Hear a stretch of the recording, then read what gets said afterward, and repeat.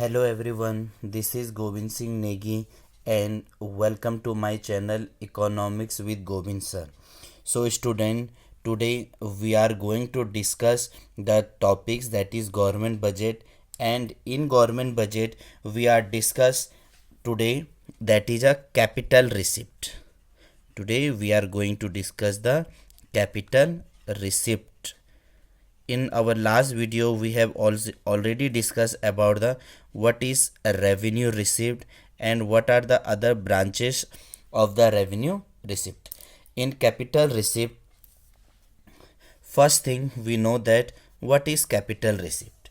So means capital receipt are those receipt, capital receipt are those receipt of the government, receipt of the government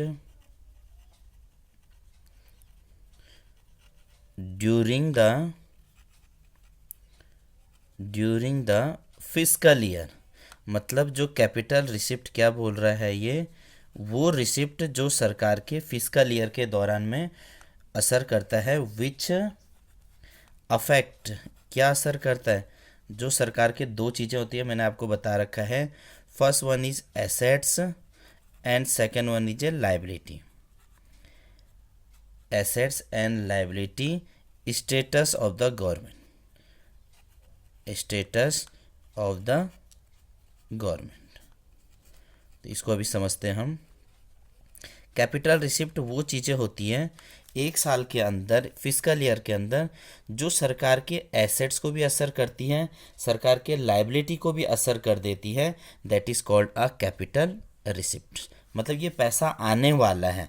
तो मैंने इसका एक short तरीका जो आपको रेवेन्यू रिसिप्ट का भी बता रखा है, नो करके था, इसका हम बताएंगे एसेट्स और लाइबिलिटी. इसको भी यस करेगा, लाइबिलिटी को भी यस करेगा. यानी एसेट्स को घटाएगा भी, बढ़ाएगा भी, लाइबिलिटी को घटाएंगे भी और बढ़ाए देंगे.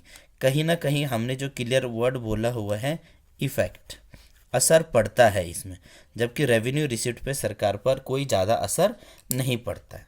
तो ये बात आपको डेफिनेशन के हिसाब से क्लियर हो गई. अब जो असर की बात बोला हुआ है, तो इसमें क्या चीज़ इसमें हम ध्यान रखेंगे. It create a corresponding it create a corresponding liabilities, जो सरकार की देनदारी है उसको असर करता है. लाइबिलिटी फॉर द गवर्नमेंट, अब इसका मतलब क्या है, जो सरकार की देनदारी है उसको असर करता है. अब किस हिसाब से असर करता है, दैट इज़ फ्रॉम बोरोइंग, उधार के तौर पर. अब देखो दो प्रकार के ऑप्शंस आपको यहाँ पर क्लियर करते हैं.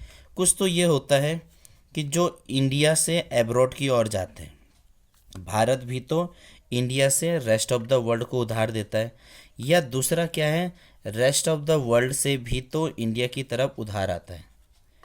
तो दोनों चीज़ें यहाँ पर हम आपको बता रहे हैं. भारत जो उधार देता है या उधार लेता है, उधार ले लिया है तो इससे हमारी क्या हो गया, लाइबिलिटीज़ बन गया है, हमारी ये देनदारी बन गया है कि हमने जो उधार ले रखा है वो उससे वापस भी करना है. दूसरा इसमें क्या बोल देते हैं, रिडक्शन. हमने क्या बोला, reduction in assets of the government, reduction in assets of the government, जो सरकार की संपत्ति है उसको भी कम कर देता है.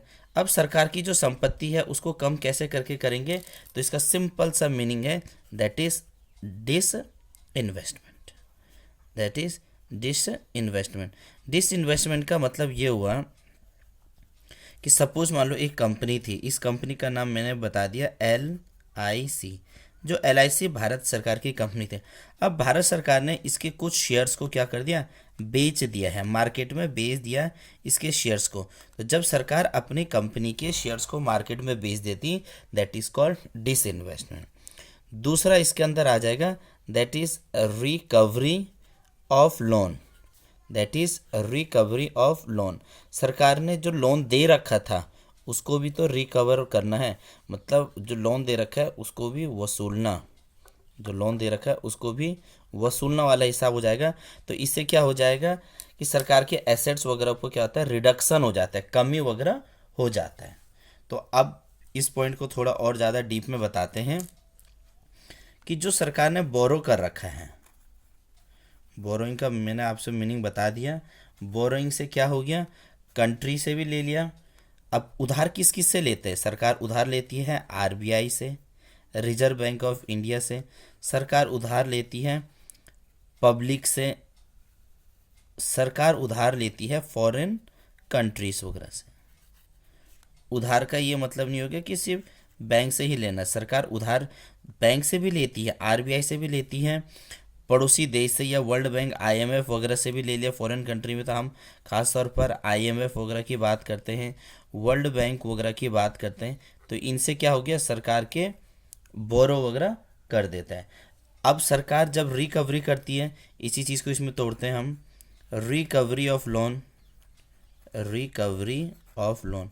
सरकार लोन किससे रिकवर करती है, आपको पता है सरकार ने जो स्टेट गवर्नमेंट है, क्या बात बोला यहाँ पर, स्टेट गवर्नमेंट, राज्य सरकार को भी तो सरकार ने बहुत सारे पैसे दे रखे हैं, डेटर्स वगैरह से भी,